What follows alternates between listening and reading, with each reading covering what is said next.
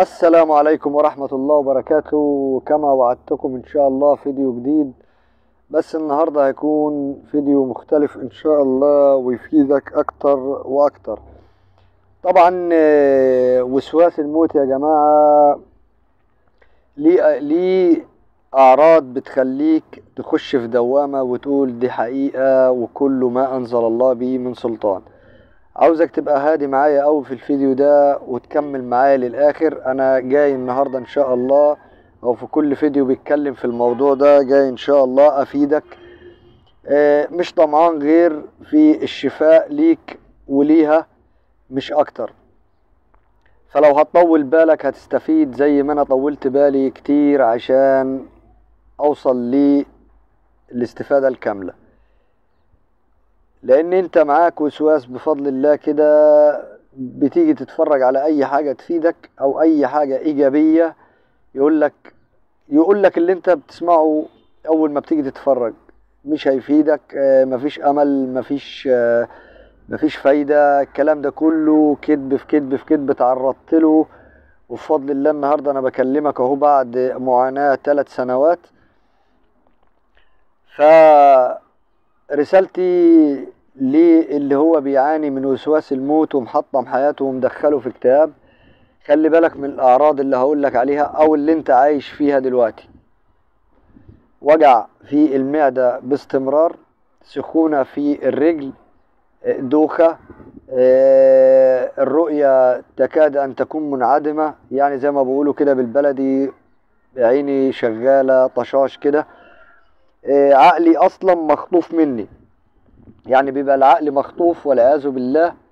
وطبعا ده نتيجة للتفكير السلبي. تعال جرب معايا كده اللي انت تفكر في اي حاجة ايجابية، هتلاقي دماغك لوحده بياخدك من الايجابي للسلبي. طيب احنا الاعراض دي بفضل الله هتستمر معانا كتير بسبب اللي احنا مركزين عليها. هو انا عارف اللي انا بقوله ده لان انا جربته، بيبقى صعب اللي انت تتخيل يعني الاعراض دي اللي انت ما تركزش عليها. بس صدقني لو انت عندك 5 اعراض 6 اعراض، مش هقول لك ما تركزش، لا خليك مع عرض او عرضين واديها في التفكير الايجابي. يعني تعالى اضحك على اللي بيضحك عليك وانت عارفه ايه هو اللي بيضحك عليك، الوسواس. يقول لك ده الصداع ده بسبب اللي انت هتموت، قول له لا ده الصداع ده بسبب مثلا، ده هو اصلا المفروض انت ما تتكلمش معاه، تقول له الصداع ده بسبب البرد، هو الجو ساقع وانا عندي برد. ده في البداية. طيب احنا عاوزين نقضي على الاعراض دي مرة واحدة. لو هنقدر نقضي عليها مرة واحدة هيبقى عدم التركيز نهائي. يجي لك دوخة مش مهم، يجي لك صداع مش مهم، هتحس ان انت هترجع مش مهم، تتلاشى الاعراض. طبعا الاعراض كل ما تيجي تعمل كده بتزيد، خلي بالكم معايا عشان دي خدعة وسواسية فظيعة. لو انت قلت يا راجل مش مهم وخلاص وده صداع وده برد، بتزيد معاك الاعراض بطريقة فظيعة. طبعا كل ما تزيد الاعراض عشان تبقى عارف اسمه الوسواس بيقاوم العلاج. يعني انت بتعالج نفسك بس هو بيقول لك لا انت مش هتعالج. فخلي بالك اللي انا بقوله لك ده كله تجربة شخصية، وما بيحسش بيك غير اللي عانى زيه زيك. اوعى تفكر اللي انت لو حكيت لواحد هيقول لك يا عيني صعبت عليا كده انت خلصت من اي حاجة. وعاوزك ما تشتكيش، ما تفضلش تروح لكل واحد في البيت او صاحب او بتاع انا عندي كذا كذا، لان تصدقوني كل اللي هتقول له كده اغلبيتهم هيقول لك تجاهل يا راجل كبر دماغك. لا صدقوني هو مش حدش بيحس بيك غير اللي عانى معاك. انا عانيت معاك، وبص يعني سنة اكتئاب دي كافية تحطم اي حد، وسنتين وسوسة يعني شديدة جدا، زائد سخونة في الرجلين. وطبعا يا ريت الاعراض لوحديها، ده انت بيجيلك الاعراض وبيجيك معاك تفكير في ايه؟ ده انت رجلك بتسخن، لا ده شلل، ده انت هتموت، ده انت مش عارف ايه. فخلي بالكم كل الاعراض دي اوهام. عاوز تضرب الاعراض دي كلها مرة واحدة، خلي قلبك جامد، تمسك بالله.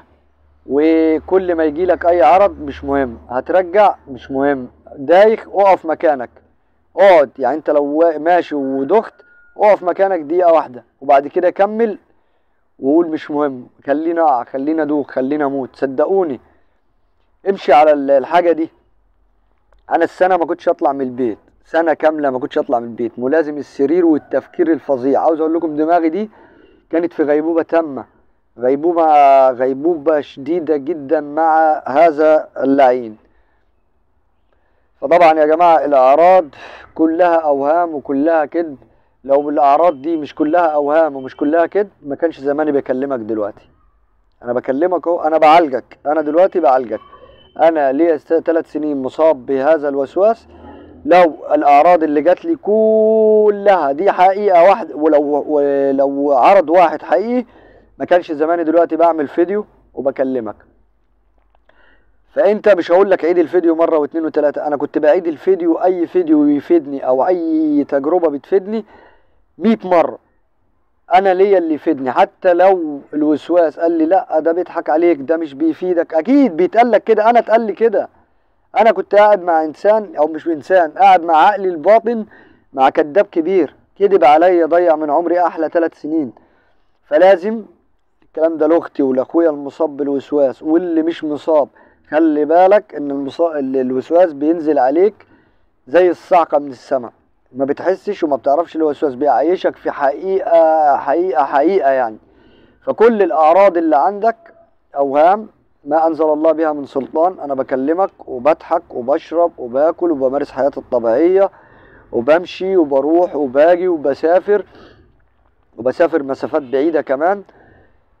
فكل ده طلع كده. ركز على الايجابيات. تمام. لو انت عندك 5 اعراض ومعاك شغلانه قوم اعملها والاعراض شغاله. انا كنت بعمل كده اقسم بالله. كان ببقى عندي اعراض موصلاني اللي انا خلاص دايخ. ما هو التفكير ده بيقضي على ايه؟ بيعمل عمليه نحول في الجسم، بيخليك مش قادر خلاص. الطاقه كلها اتفرتكت، الطاقه بتاعت الدماغ خلاص بقى مسيطر عليها الوسواس. فبنفس الوقت الدماغ ده سبحان الله هو الدنيا كلها في حياتك.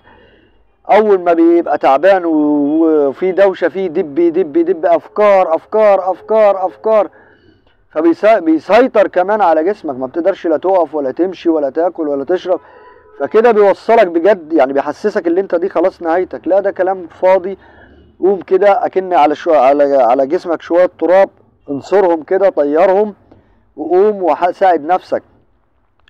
اللي ليه سنة واللي ليه 10 شهور واللي ليه 2 واللي ليه 8 شهور واللي ليه 5 شهور واللي ليه 10 شهور. كنت بسأل نفسي كده، أنا النهاردة ليا سنة مثلا، براجع الفيديوهات اللي نزلتها بلاقي فيديو منزله من 9 شهور والأفكار معايا مثلا شغالة من قبل كده، وادي 9 شهور.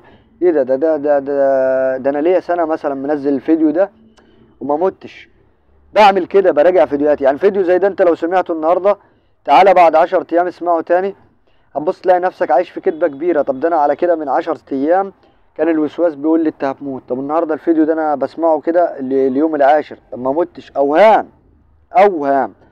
فانا هحاول اختصر وقت الفيديو وتستفاد من اللي انا بقول لك عليه. دي اعراض ما انزل الله بها من سلطان وانت زي الفل. بس كل القصة التفكير. فناس كتيرة بتتدمر من التفكير. فخلي بالكم معايا كده ان شاء الله. ده فيديو الاعراض وتقاومها ازاي. اوعى تدوس على الاعراض، اوعى كل ما تجيلك الاعراض تستمر معاها، بتزيد عليك ما تصدقهاش. هي بتضحك عليك، اضحك عليها. يقول لك هتموت، مش مهم، خليني اموت وانا واقف، خليني اموت في الشارع، ما اموتش على السرير. اموت ليه على السرير؟ انا اموت ليه وانا في البيت؟ هو مش انت بيتقال لك هتموت والاعراض شغاله تزيد عليك؟ مفيش اي مشاكل. انا هنزل وهموت في الشارع، مش مهم. انا هنزل واضحك مع الناس، ولو مت حتى اخر ضحكه يضحكوا يفتكروني بقى كان بيضحك معانا. هتبص تلاقي كل ده اوهام ما انزل الله بها من سلطان وانت زي الفل. واستمر معايا بمشاهده الفيديوهات اسمع فيديوهات كتير، واسمع فيديوهات غير كتير. مش امر مني ليك، لا انا عاوز افيدك وعاوز استفاد. انا كنت بسمع والله الفيديو لو فيه استفاده وجاب معايا نتيجه بسمعه بدل المره 20 30 وانا سايق عربيه وانا ماشي وانا جاي انام، اسمعه تحفيزا ليا، عشان بدل ما الاعراض مسيطره عليا والمرض مسيطر عليا ادوس عليه.